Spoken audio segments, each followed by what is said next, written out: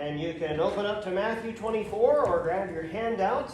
And tonight we are going to finish up the portions of the Olivet Discourse that are in Mark and in Luke. And so going forward, next week we will be in Matthew exclusively, because Matthew gives much more of the Olivet Discourse. Mark gives a smaller portion, and Luke a little bit more, but not quite as much as Matthew. Thus far, in the Olivet Discourse, Jesus has described the conditions of earth that will precede his return. And we see some of the foreshadowing of it right now. We see wars and rumors of wars and pestilence and earthquakes, but we don't see anything like what's coming. When you look at the book of Revelation, that's going to be the main event there. That's what it's all leading up to. Jesus has now begun, we looked at this a little bit last week, he's now begun to illustrate the truths that he has been giving by telling some parables. The parable of the fig tree in Matthew 24 verse 32 we looked at, and Mark 13:28. When a fig tree begins to bud, you know that summer is almost here. And when the events that Jesus has given in the verses preceding occur, he's coming, and his coming will be at hand.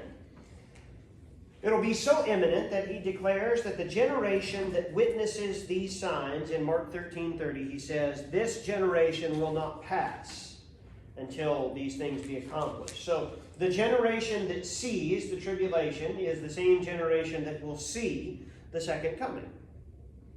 He declares that his words will never pass away, and that no man knows the exact day nor hour in which he will return. He says that no man, not the angels, and he says in Mark, not even the Son in this capacity knew the day nor the hour.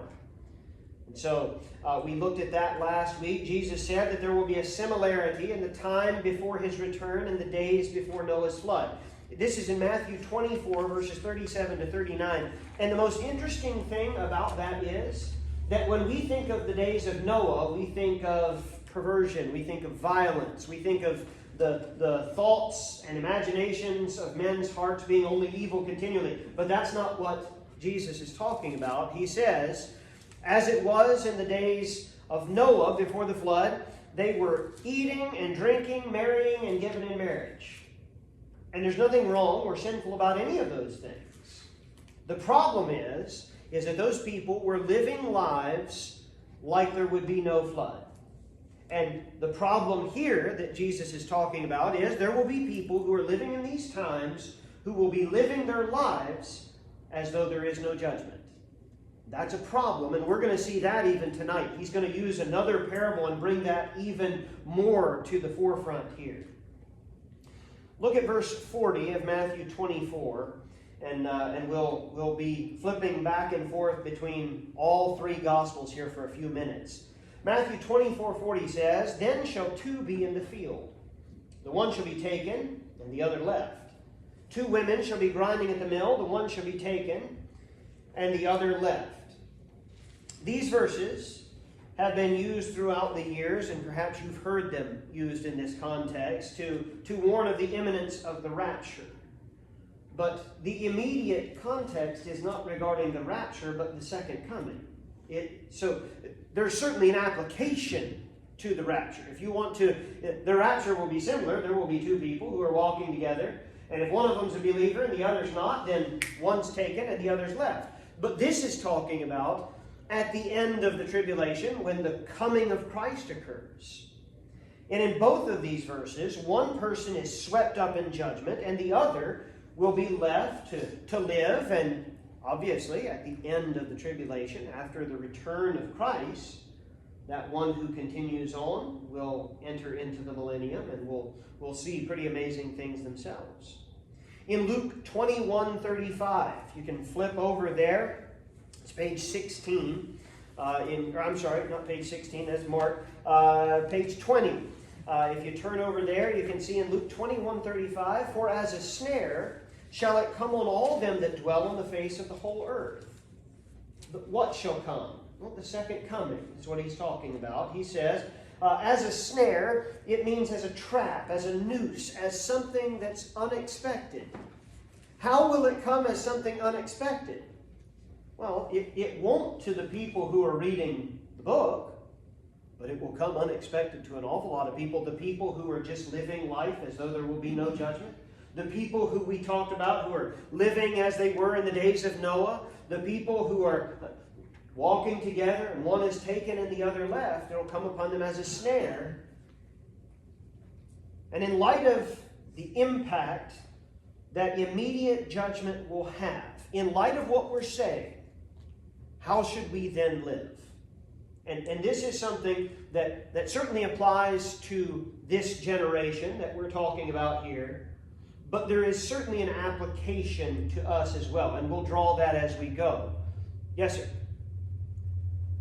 So why do you think this is not that it's that instead of the tribulation? Because of the context. If you look back, so the verse that we just read is in verse 40. And if you look back up at verse 29 of Matthew 24, he says, immediately after the tribulation of those days, after the tribulation would indicate talking second coming as opposed to the rapture. Good question, yes. So how are we supposed to live? How are they supposed to live? And by application, how are we supposed to live? Matthew 24:42. You're going to get these words a lot tonight. He says, watch, therefore, for ye know not what hour your Lord doth come. In Mark 13:33, he says, take ye heed and watch and pray, for ye know not when the time is. To take heed. To take heed, when we hear that word, take heed, we think more of the ears, right? Take heed. But actually, to take heed means to keep your eyes up. To take heed, we would say to take notice of, would be how we would use the phrase. To watch, when he says, take ye heed, watch. To watch means to be sleepless. Don't let yourself be lulled into a false sense of security. Don't allow yourself to sleep. Rather, pray. Now, when you hear the words, watch and pray, you think of another story, probably. I do. I think of the night in which he was betrayed. Jesus went into the Garden of Gethsemane. Do you remember this? He took his disciples into the garden and he said, it's really bad. And I need to pray. And I want you guys to pray with me. And so he left a group of the disciples at the entering in. And then he went a little bit further and he took with him Peter and James and John. You remember? And he said, watch and pray with me. And then he himself went a little bit further. And Jesus was praying there in the garden. Interestingly enough, it's very appropriate because that would have been tonight of the Passion Week. Wednesday evening would have been the night. If you're figuring the death of Jesus in 33 AD, it was 1,993 years ago tonight that he made those statements, watch and pray, as they go into the garden. I've wondered this, because Jesus said that not even he knows the hour of his return. God knows. We as Christians, do we have any effect in our prayer when that is? When that return is? Does that make sense? So like, you mentioned a few Sundays ago, there's going to be someone who bows their head, accepts Christ, and they're the last person to be saved, and Christ will return. So we are in constant prayer for loved ones and those we know for their salvation. So we don't know when that last person is. Obviously God does, but like, I don't know, I guess it's one of those questions like, well, he knows when the last person will be saved. I think, at the end of Scripture in Revelation 22, the prayer is, even so come, Lord Jesus. Right. Does my prayer, if we all gather this evening and we say, Lord, come, does God bump the clock back 5 minutes? No, I don't think that's how it works. But the effectual fervent prayer of a righteous man availeth much. As we pray for others, wouldn't it be something if the last person to be saved was here on our prayer list? And we're praying for them, And somebody comes into their orbit, sits down, leads them to the Lord, and as they raise their head, the trumpet sounds. Does in that way, I think our prayers do make a difference, but it's not that God is he has his hand on the minute hand or the hour hand, he's drawing it back according to our prayers. God knows the set date, the set time. God does know who that last person is, who will trust him. But our prayers do make a difference. So, and then another thing I was wondering, so it talks about how if the owner of the house knew when the thief was coming, he would be ready. Naturally, a person's going to be like, well, I like to be prepared, so if I knew when you were going to stop by, but by us not knowing, is that more for us to be always prepared then? So yes. We don't get lazy. Has to do with the imminence should motivate us to righteous living. Absolutely. Yes. Yes. So looking here in Mark 13:33, Matthew 24:42, take heed, watch, and pray. Jesus told his disciples that night. They fell asleep in the garden. You remember, Jesus went, he prayed, Father, if it be thy will, let this cup pass from me. And then he came back. And Mark 14:38 he says, watch and pray, lest ye enter into temptation. The spirit truly is willing, but the flesh is weak. You see, Jesus knew what lay ahead, and so he knew to pray more earnestly in verse 44. The disciples didn't understand everything that had been set in motion, and so they sleep fitfully. But and we can give the disciples a hard time for falling asleep, but if you look at what had happened, they had been awake for 24 hours. That they were tired. They were made of flesh like we are. They would have had every reason to be tired. I think they actually wanted to pray as well. I don't think that when Peter and James and John went, I don't think they bunched up their robe and put it under their head so that they could fall asleep. I would venture to say that when Jesus came back and found them, that they probably had fallen asleep in mid-prayer. I think they had the very best of intentions. It wasn't that they were being lazy and carnal. It was that they were made of flesh and they were tired. And they didn't fully appreciate what was going on. The flesh is weak. But here in the Olivet Discourse, which, by the way, is given just days before Gethsemane, okay? As Jesus is speaking, Jesus tells them, hey, you need to be attentive. Keep your eyes open and pray because of what lies ahead. And that's the same thing that he's saying for this generation who's living in the times that are described in the Olivet Discourse.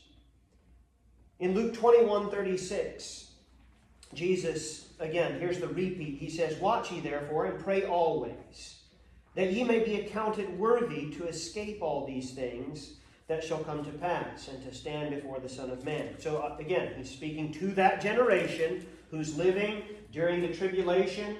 Many of them are the ones who are hiding in the hills and the mountains as the Antichrist and his forces are seeking them. He says, watch ye therefore. Again, to be sleepless, to be attentive. He says to pray, make supplication or beg, to come before the Lord. Why are they going to need prayer? Why do the believers who are living in these times need prayer? Because of what we read a few weeks ago, that if those days weren't shortened, no one would make it. And if it were possible, the deceit of Satan and the Antichrist and the demonic forces that are going to be at work during this time, if it were possible, they would deceive even the very elect. They need prayer. They need to be constantly in prayer. It says, pray that ye may be counted worthy here in Luke 21:36. And we read that and it seems to indicate purpose, as in pray that you make it into heaven. But a better understanding here would be that you should pray that you have strength, or pray that you prevail in this. Strength to resist the pulls of the cares of this world. In verse 34 of Luke 13, the surfeiting and drunkenness and the cares of this life. Prevailing through the strength of Christ against the snare of sin in verse 35. This prayer is going to be voiced by the child of God, the genuinely born-again disciple. Lord, help me not just to live, but help me to live for you all the way till the end.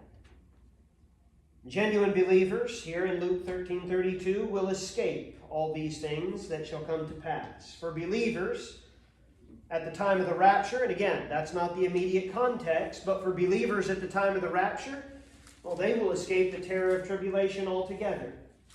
But for those tribulation believers, they will escape the wrath of God that will be poured out on unbelievers at the last judgment, where all of those who feel like they're getting ahead during this time, they will suffer God's wrath. None of the unbelievers go into the millennium. There will be unbelievers who enter the millennium, but the big players of the Antichrist's of his administration will die at the end when Jesus comes back. So what's he talking about? Taking one and not the other at the end of that? Some will be taken in judgment. They will die in the judgment of all that happens. Just the tribulation. The tribulation and that final when Jesus comes in and he wipes out vast numbers. Yes. They'll escape all those things that shall come to pass. And the last phrase there of verse 32, and to stand before the Son of Man. Believers will one day stand in the presence of Jesus, where we long to hear, and we'll look at this in the weeks to come in Matthew 25:41. Well done, good and faithful servant. This command to pray that we see here kind of brings to mind the promise regarding the power of Jesus in Luke 24. That's the verse, or in Jude 24, where it says, "Now unto him that is able to keep you from falling, and to present you faultless before the presence of his glory with exceeding joy." That's the God who they're praying to. Lord, help me not just to live through this. Help me to live through this for you. Help me to have that testimony. And now Jesus is going to give further illustrations.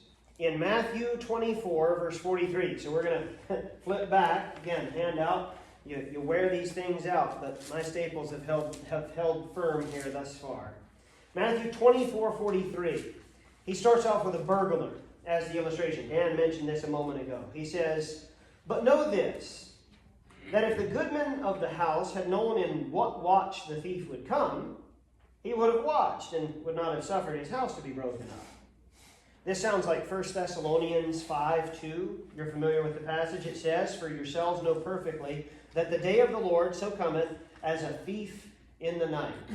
You ever see that? How many of you have seen the movie A Thief in the Night from back in the day? Yeah, it was a tribulation. It was the kind of the original Left Behind type of movie, but called A Thief in the Night, based on this verse, which again is not necessary. Its immediate context is not the rapture at all, but the second coming. But I want you to notice what Matthew 24:43 actually says. I had never really noticed this until I was studying it this time. It says, "But know this, that if the goodman of the house had known in what watch the thief would come." Meaning that the homeowner knew that the thief would come that night. But he didn't know what.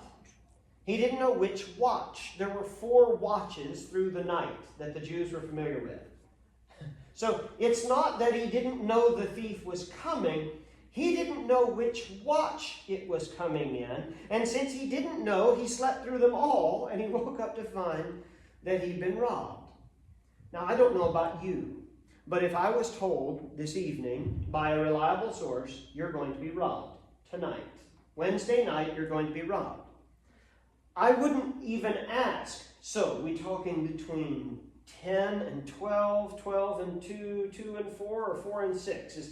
Where exactly are we talking? Because I really need to get in a solid 8 hours tonight. I wouldn't be part of my calculus. But this homeowner knows the thief is coming, but he doesn't know the watch in which he's coming. So he lays down and goes to sleep and misses it all.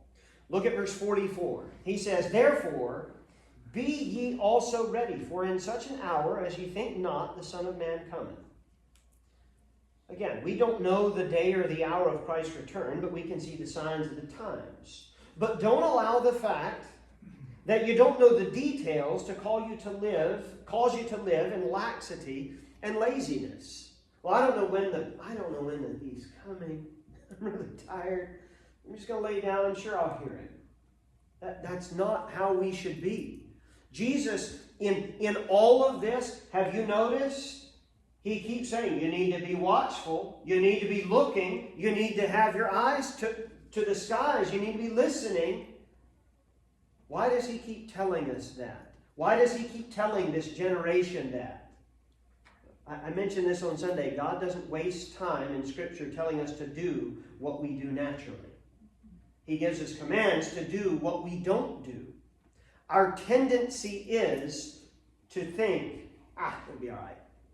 Our tendency is to think, it's not going to be tonight. It's not going to be now.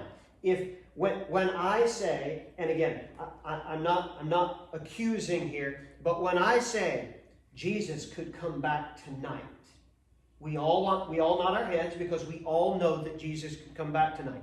But still in the back of our minds, we think what? But he probably won't tonight. Right? Jesus says, no, you need to live with this awareness. And especially this generation, when Steph was expecting Vanessa and she was in the hospital and she's in real labor and the doctor says, it's going to be soon. What would you say about me if I said, I'm going to run out to, there's a Chick-fil-A in Burlington now. I'm going to run down to Chick-fil-A and get a milkshake real quick. You'd say, no. Your wife's in labor, man. You don't have time. We don't know. I said, right, but doctor, when is it going to be? Soon. Right, I understand soon, but like 20 minutes? Soon.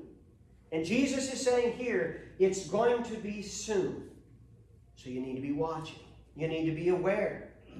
Don't allow the fact that you don't know the details to let you throw it into neutral and coast. Because that's when bad things happen. He gives another. So first, his illustration is out of a burglar. The second one is a little bit longer. And it's also interesting because he's going to repeat this one. The journey of a master. We're going to start in Mark 13:34 for this one. So in the middle of your handout. Mark 13:34, page 17. It says, "For the Son of Man is as a man taking a far journey, who left his house and gave authority to his servants, and to every man his work, and commanded the porter to watch." It's not just like the Son of Man did that. The Son of Man did that. Jesus told his disciples in John 14:1, "Let not your heart be troubled. Ye believe in God, believe also in me. In my Father's house are many mansions. If it were not so, I would have told you. I go to prepare a place for you, and if I go and prepare a place for you, I will come again and receive you unto myself, that where I am, there ye may be also." Where's Jesus? Right now. He's at the right hand of the Father. What's he doing? He's preparing a place for us. He's praying on our behalf. It's as though he went away on a trip. But he's coming back because he's up there. And what is he doing up there? Well, he's making a place for us. And if he's making the place, then certainly he's going to come get us. The master of this house that Jesus mentions here in this illustration, though, took his journey and he delegates responsibility. But he didn't give a time for his return. What should this do for the servants? Should make them live with a sense of expectancy. Should make them live with, they should be faithful. Why? Well, because the master could be back soon. Verse 35 of Mark. "Watch ye therefore, for ye know not when the master of the house cometh, at even, or at midnight, or at the cock crowing, or in the morning, lest coming suddenly he find you sleeping. And what I say unto you, I say unto all, watch." Again, watch. Watch. And this ends Mark's portion of the Olivet Discourse. That last phrase there, the word watch, is how it ends. Luke concluded Jesus' teaching in verse 36. But what comes after that in verse 37 and 38 is a little bit of a biographical sketch there. You can see on the last page, on page 22 of your handout. But Matthew continues. Matthew has more, and Matthew has more even of this illustration that we're looking at this evening. Matthew continues on with what Mark started in Mark 13, 34 through 37. Matthew is going to give us a little bit more information about the servants who were given responsibilities when their master went away, although they're unaware of the time of his return. Look at Matthew 24, verse 45. And then we'll be in Matthew here for the rest of this evening. So page 6. Matthew 24, 45. Who then is a faithful and wise servant, whom his Lord hath made ruler over his household, to give them meat in due season? The faithful servant is the one who is taking seriously the responsibilities that are left to him. And what are those responsibilities in verse 45? To give them meat. He's to be caring for others. That's the point. Why did Jesus leave you here when he saved you, by the way? To care for others. To reach others. Again, this is to another generation. This is to the generation that will live during the tribulation. But the duties are the same. And there's application to us.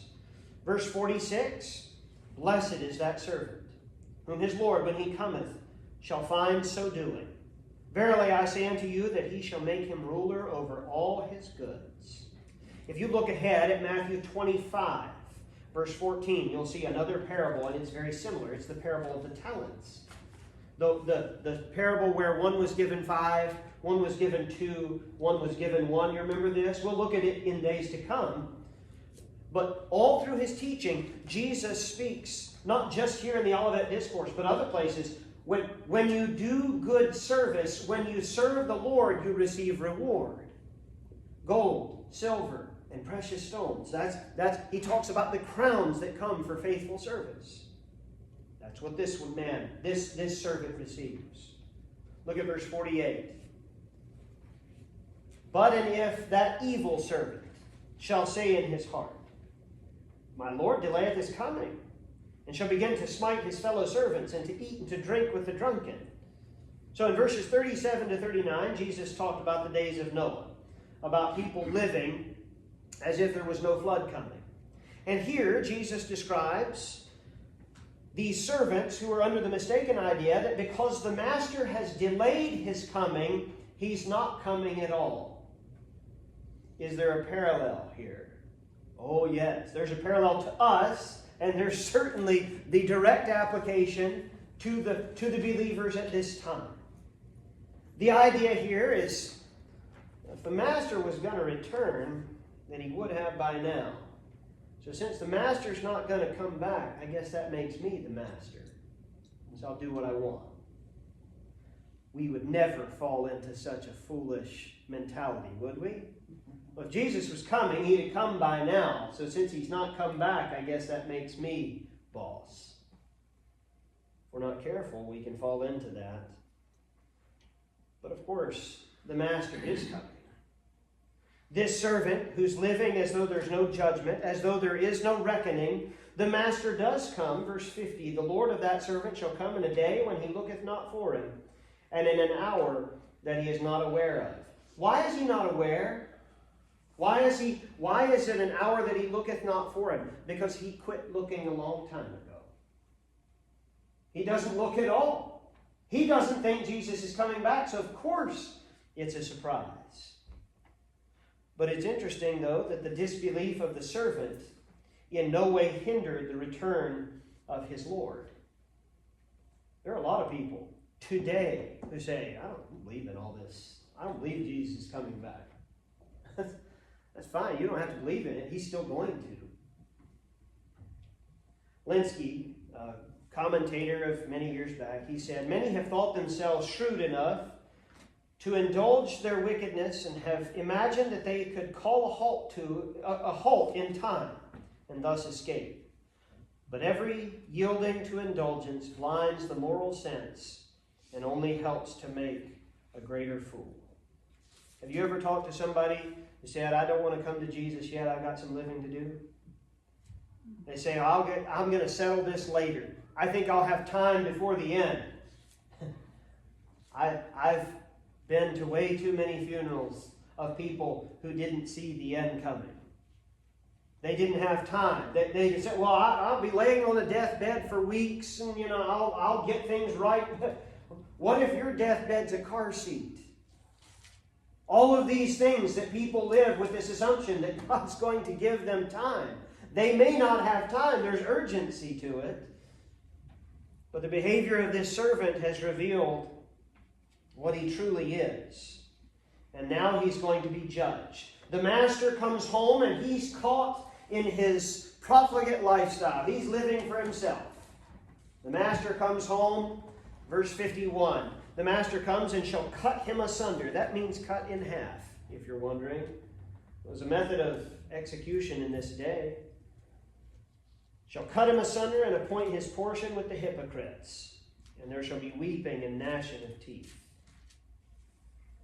To appoint his portion with the hypocrites, the weeping and gnashing of teeth speak of eternal torment in the lake of fire.